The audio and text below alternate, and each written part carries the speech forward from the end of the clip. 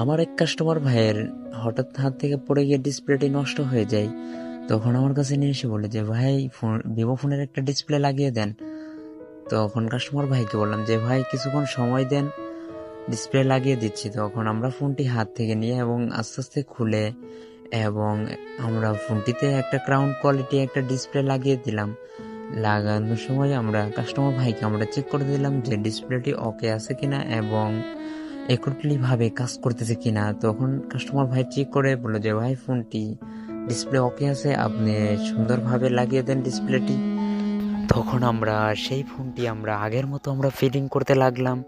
হ্যাঁ, দেখতেই পাচ্ছেন আমাদের ফোনটি প্রায় ওকে হয়ে গিয়েছে এবং আমরা ডিসপ্লেটি ভালোভাবে চেক করব যে আগের মতো ঠিকঠাক কাজ করতেছে কিনা। হ্যাঁ, দেখতেই পাচ্ছেন আমাদের ফোনটি প্রায় ওকে হয়ে গিয়েছে।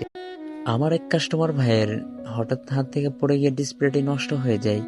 তখন আমার কাছে নিয়ে এসে বলে যে ভাই ভিভো ফোনের একটা ডিসপ্লে লাগিয়ে দেন।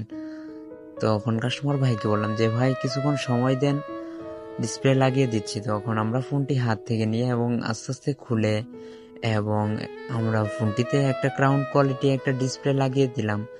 লাগানোর সময় আমরা কাস্টমার ভাইকে আমরা চেক করে দিলাম যে ডিসপ্লেটি ওকে আছে কিনা এবং একুরেটলি কাজ করতেছে কিনা। তখন কাস্টমার ভাই চেক করে বললো যে ভাই ফোনটি ডিসপ্লে ওকে আছে, আপনি সুন্দরভাবে লাগিয়ে দেন ডিসপ্লেটি।